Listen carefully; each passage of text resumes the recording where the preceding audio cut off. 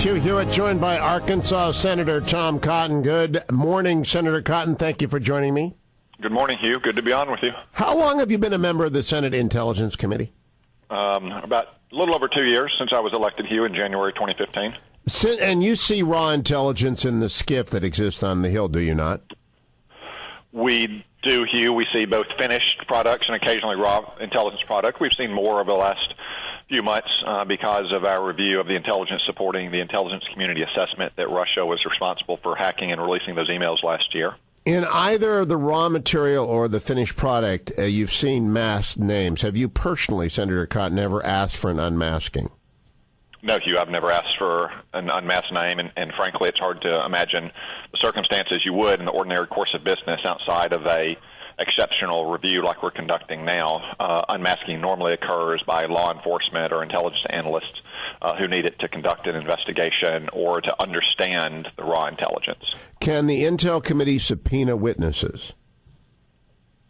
We haven't in my time there, Hugh. Almost all of our witnesses come to cooperate voluntarily, whether they're government officials or outside officials. Should the Intel Committee summon Susan Rice as a result of the story that Eli Lake broke yesterday? Mike Cernovich actually noted it on Sunday night. Lake broke it yesterday. The Wall Street Journal editorializes about it today. Ought it to be the subject of a hearing, in your opinion? There's no doubt about that, Hugh. Let me take a step back, though, and just try to bring a little clarity to the swirling mishmash of allegations into which we're looking. There's three big issue areas. The first, and by far the most developed, is what Russia did last year, hacking into those email accounts and releasing those emails.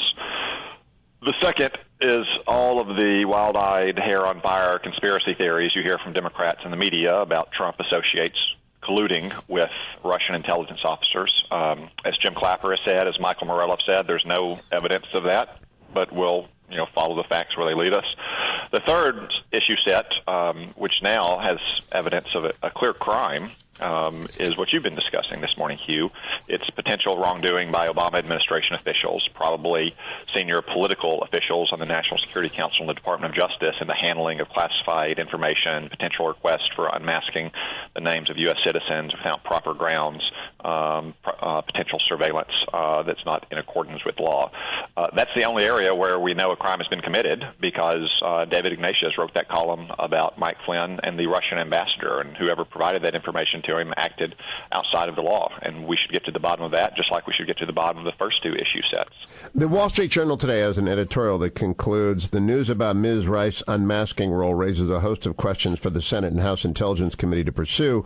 What specific surveillance information did Ms. Rice seek, and why? Was this information related to President Obama's decision in January to make it possible for raw intelligence to be widely dispersed throughout the government? Was this surveillance of Trump officials incidental collection gathered while listening to a foreigner, or were some Trump officials directly targeted or reverse targeted? Do you agree with those questions, the necessity of their being asked, Senator Cotton? All serious questions in that editorial, along with Eli Lake's reporting and some of the claims that Chairman Nunes has raised, I think are serious questions. I don't know the factual basis behind them yet, but that's why the Intelligence Committee ought to review them, and will review them.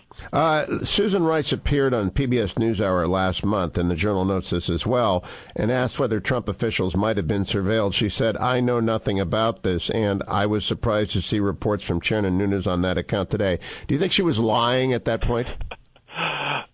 Hugh, Susan Rice is the Typhoid Mary of the Obama administration foreign policy. Every time something went wrong, she seemed to turn up in the middle of it, whether it was these allegations of improper unmasking and potential improper surveillance, whether it was Benghazi or many of the other fiascos over the 8 years of the Obama administration.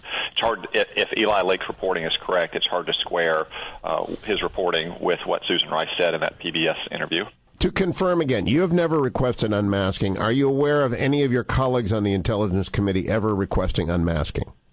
I'm not aware of that, Hugh. Why is that such a serious deal? Would you explain for the Steelers fans? Well, typically we wouldn't see transcripts of intercepts to begin with. Those transcripts are part of the raw intelligence that analysts at the NSA and the CIA and other intelligence agencies use to produce finished products that then we would review. Now, if you really want to get into the factual basis for those finished products, that's when you would do what we're doing now, for instance, on the intelligence community's assessment that Russia hacked into those emails. We're looking at the raw intelligence in the same way that a lawyer might review the record to see if the claims in a brief are supported. But that's fairly unusual. Typically, we're dealing with finished products, and we're dealing with hearings where the authors or the sponsors of those products are testifying.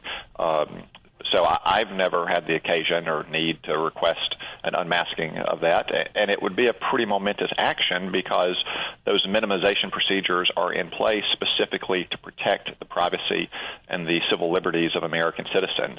Our intelligence surveillance activities are obviously very controversial. They've been more so over the last 4 years since the Edward Snowden disclosures. The last thing we need are political operatives in the White House, fooling around with intelligence to make it harder to pass the laws we need to keep America safe. Last question, Senator Cotton. Do you now want to go to the White House to see the logs of those people, including Susan Rice, who requested unmasking? I think it's important that the entire committee, not just the Gang of Eight, review these documents and that we get a comprehensive account of them from the sponsoring agencies. Senator Tom Cotton, thank you for joining me this morning. Elucidating, as always. I appreciate it.